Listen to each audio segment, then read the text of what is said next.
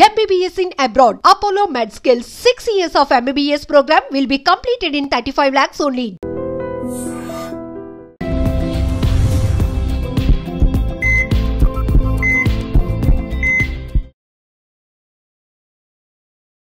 నమస్తే welcome back to IT media మన ఆయుర్వేదం ప్రోగ్రామ్కి అందరికీ స్వాగతం. సో ఈరోజు మనతో ఒక స్పెషల్ గెస్ట్ ఉన్నారు.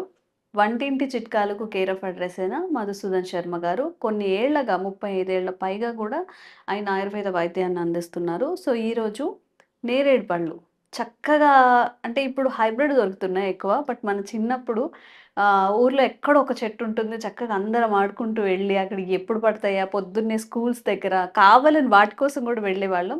మరి ఈ నేరేడు పళ్ళని తినడం వల్ల మనకి ఎలాంటి ఆరోగ్య ప్రయోజనాలు ఉంటాయి, దట్టు షుగర్ వాళ్ళకు కూడా బాగా పనిచేస్తాయి అని చెప్తున్నారు. ఇవి మరి హైబ్రిడ్ తినాలా, నాటుకాయలు ఎక్కడ దొరుకుతాయి, అవి తీసుకుంటే ఎలాంటి ఆరోగ్య ప్రయోజనాలు ఉంటాయి, ఇవన్నీ తెలుసుకుందాము. నమస్తే సార్. నమస్తే. ఎలా ఉన్నారు సార్? బాగున్నామా? సో నేరేడు పళ్ళు అన్నప్పుడు చక్కగా మనకేవో మెమరీస్ గుర్తొస్తుంటాయి. చిన్నప్పుడు వాటి కోసం పరిగెత్తడం గానివ్వండి, ముందుగా వెళ్ళి ఆ కింద పడినవన్నీ తీసుకొని తినడం గానివ్వండి.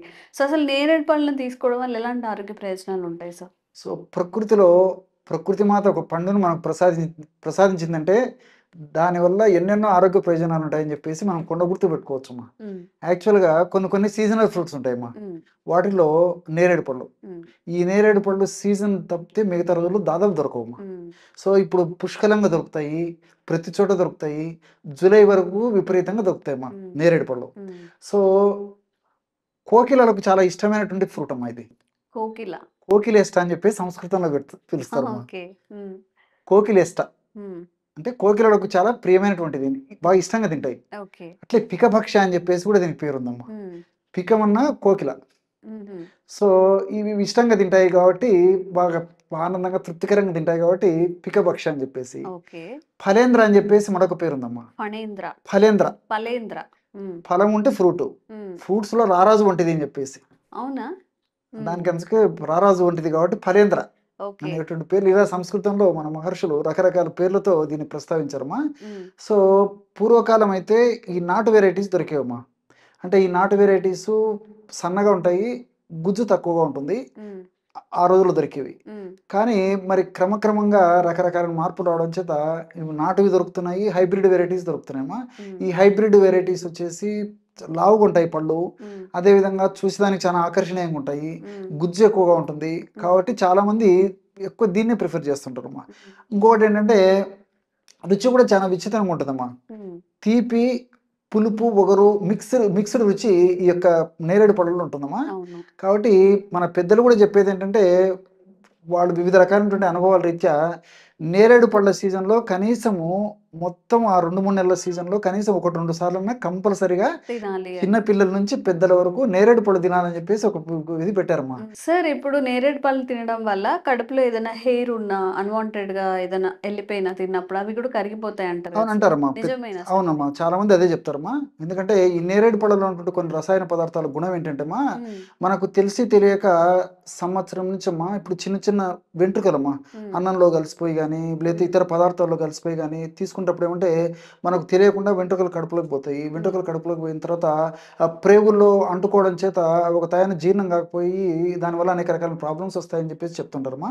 సో ఈ నేరేడు పళ్ళు ఆ విధంగా తినడం వల్ల ఈ నేరేడు పళ్ళలో ఉండే రసాయన పదార్థాలు ఆ వెంట్రుకలను కూడా జీర్ణం చేసేటువంటి శక్తి ఉంది. కాబట్టి ఖచ్చితంగా తప్పనిసరిగా తీసుకోవాలని చెప్పేసి పెద్దలు ఒక సాంప్రదాయాన్ని ఏర్పాటు చేయడం జరిగిందమ్మా. ఖచ్చితంగా అందరు తీసుకోవాలని చెప్పేసి. సో నేరేడు పళ్ళు కూడా సో దాదాపు 84% నీరే ఉంటుందమ్మా.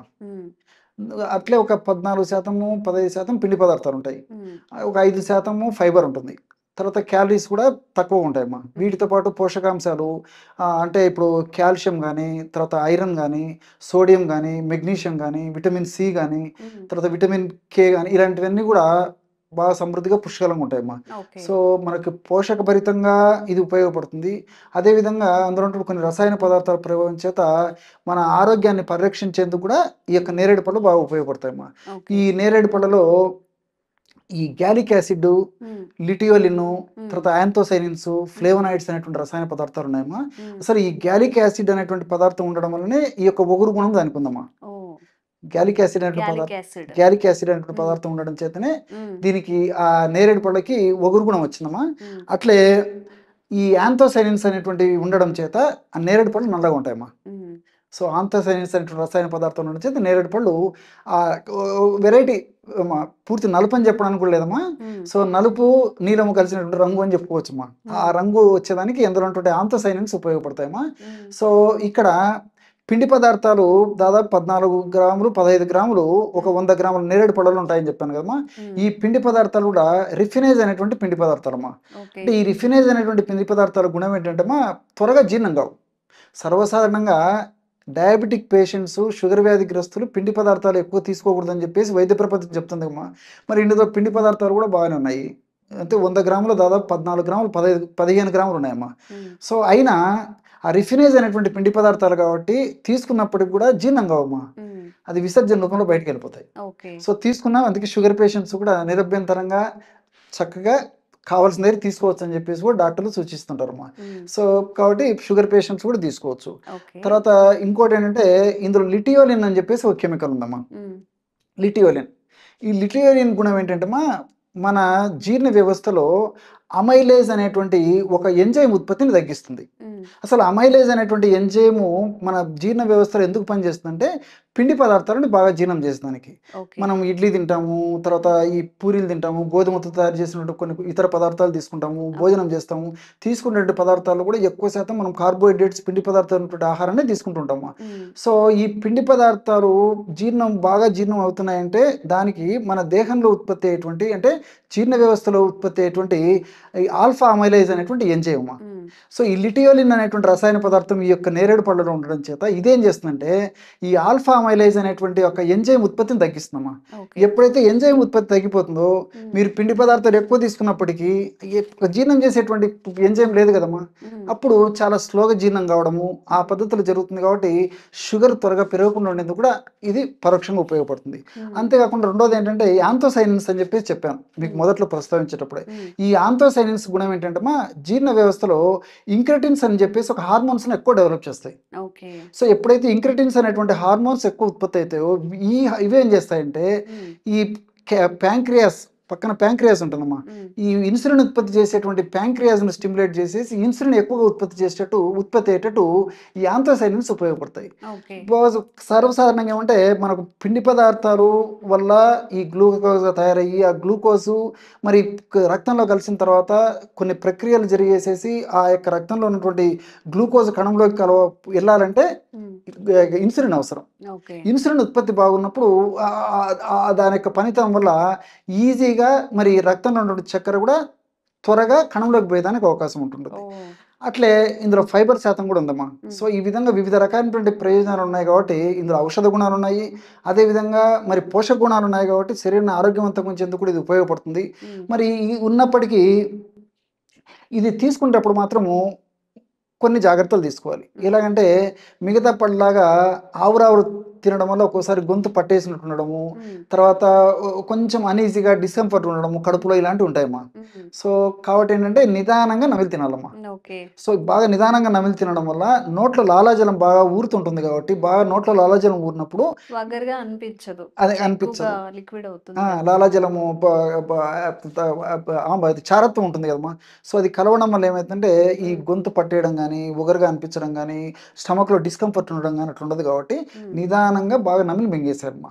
అదొకటి. రెండోది ఏంటంటే మరి కాస్త జస్ట్ పెప్పర్, ఈ మిరియాల పొడి, అదేవిధంగా కాస్త ఉప్పు నీళ్లు చల్లేసి తినాలమ్మా. చాలా మందికి తెలియదు అది. మిరియాల పొడి ఉప్పు అమ్మా, నీళ్ళలో ఉప్పు వేసేసి లిక్విడ్ తయారు చేస్తాం. ఉప్పు నీళ్లు, సాల్ట్ వాటర్ జస్ట్ కొద్దిగా స్ప్రింకిల్ చేసి తింటే టేస్ట్ బాగుంటుంది, గొంతు పట్టేయడం ఉండదు, కడుపులో వికారంగా ఉండదు. సో అలా తీసుకోవచ్చు. తర్వాత దాదాపు ఒక 20 నేరేడు పళ్ళ వరకు కూడా తినొచ్చమ్మా. సో 10 నుంచి 20 నేరేడు పళ్ళ వరకు ఒక డోసు తీసుకోవచ్చు, ఇబ్బంది ఏమి ఉండదు. సో ఈ పద్ధతిలో అవగాహన స్పృహతో ఆ యొక్క నేరేడు పళ్ళను సీజనల్లో సద్వినియోగం చేసుకోవడంలో చాలా చాలా ఉపయోగాలు ఉన్నాయమ్మా. రెండోది ఏంటంటే చెప్పాను కదమ్మా, ఇందులో ఫలేంద్రాన్ని ఫస్ట్లో చెప్పాను, ఫలాల్లో రాజు వంటిదేని ఉన్నటువంటి ఫ్రూట్స్లో మనకు అవైలబుల్ ఉన్నటువంటి ఫ్రూట్స్లో హైయెస్ట్ యాంటీ ఆక్సిడెంట్స్ ఎందులో ఉంటాయంటే నేరేడు పళ్ళలో ఉంటాయని చెప్పేసి కూడా చెప్తారమ్మా. సో మనకు యాంటీ ఆక్సిడెంట్ చాలా అవసరం. ఈ యాంటీ ఆక్సిడెంట్స్ ఉన్నటువంటి పదార్థాలను వాడుకోవడం వల్ల బాడీలో ఉన్నటువంటి కణాలు చాలా చైతన్యవంతమై, కణజాలాలు చాలా చైతన్యవంతమై రోగనిరోధక శక్తిని పెంచేందుకు చాలా ఉపయోగపడతాయమ్మా. సో సర్వసాధారణంగా ఈ వర్షాకాలం ప్రారంభంలోనే ఈ యొక్క పండు మనకు దొరుకుతాయి కాబట్టి వర్షాకాలంలో వర్షపు నీరు ప్రభావం చేత, మురికి నీరు ప్రభావం చేత, నీళ్లు కలుషితం కావడం చేత వివిధ రకాలైనటువంటి వ్యాధులు వచ్చేటువంటి పరిస్థితి ఏర్పడుతుందమ్మా. సో మనం ఈ నేరేడు పళ్ళను తీసుకోవడం వల్ల ఈ యాంటీ ఆక్సిడెంట్ ప్రాపర్టీస్ దీనికి బాగా ఉన్నాయి కాబట్టి విపరీతంగా వ్యాధి నిరోధక శక్తి పెరిగిపోతుందమ్మా. రెసిస్టెన్స్ పవర్, ఇమ్యూనిటీ పవర్ బాగా పెరగడం చేత మనం పొరపాటున మనకు తెలిసి తెలియక ఏదైనా కొంచెం ఈ యొక్క నీళ్లు ఇన్ఫెక్టెడ్ నీళ్లు కానీ ఇన్ఫెక్టెడ్ ఫుడ్ తీసుకున్నప్పటికీ మన బాడీలో ఉన్నటువంటి రెసిస్టెన్స్ యొక్క ప్రభావం చేత జబ్బులు రాకుండా ఉండేందుకు కూడా మరి అందుకే మనం చెప్పాను ప్రకృతి మాత ప్రసాదించింది దానికి కారణం ఏంటంటే మరి ముఖ్యంగా ఈ కాలంలో జబ్బులు వచ్చేటువంటి సీజన్ కాబట్టి ముందు జాగ్రత్తగా కొన్నాళ్ల పాటు మరి ఈ పద్ధతిలో ఈ సీజన్లో నేరేడు పళ్ళు వాడుకోవడం వల్ల ఈ ఇన్ఫెక్షన్ సంబంధించిన జబ్బులు రాకుండా ఉంటాయి. ఒకవేళ జబ్బులు వచ్చినప్పటికీ ప్రాణాపాయం లేకుండా ఏదో కొద్ది గొప్ప ఉండి చాలా త్వరగా తగ్గేందుకు కూడా అవకాశం ఏర్పడుతుంది. కాబట్టి వీటన్నింటి దృష్టి ఉంచుకొని మన పెద్దలు కూడా సంప్రదాయం పద్ధతిలో ఖచ్చితంగా పిల్లల నుంచి పెద్దల వరకు నేరేడు పళ్ళు తినాలని చెప్పేసి వాళ్ళు చెప్పడం జరిగిందమ్మా. పెద్దల మాట సర్దిమూట. ఇప్పుడు వచ్చే సీజనల్ చేంజెస్ కూడా మనం తట్టుకొని రెసిస్టెన్స్ పవర్ వచ్చేలాగా కూడా నేరేడు పళ్ళు మనకి యూజ్ అవుతాయి. ఓకే, సో ఇన్ని ప్రయోజనాలు ఉన్నాయండి నేరేడు పళ్ళు తినడం వల్ల. చక్కగా మనకి మార్కెట్లో ఇప్పుడు ఎక్కడ చూసినా కానీ నేరేడు పళ్ళు కనిపిస్తూ ఉన్నాయి. డైలీ ఈ సీజన్ అయిపోయేలోపు అట్లీస్ట్ 2 times అయినా తినాలంట. చక్కగా తినేయండి. బొజ్జులో ఉన్న చిన్న పురుగులు కానీ నువ్వుల పురుగులు, హెయిర్ ఇదంతా కూడా పోతుందంట. తప్పకుండా తినండి, మంచి ఆరోగ్య ప్రయోజనాలు ఉంటాయి. Thank you sir. నమస్తే.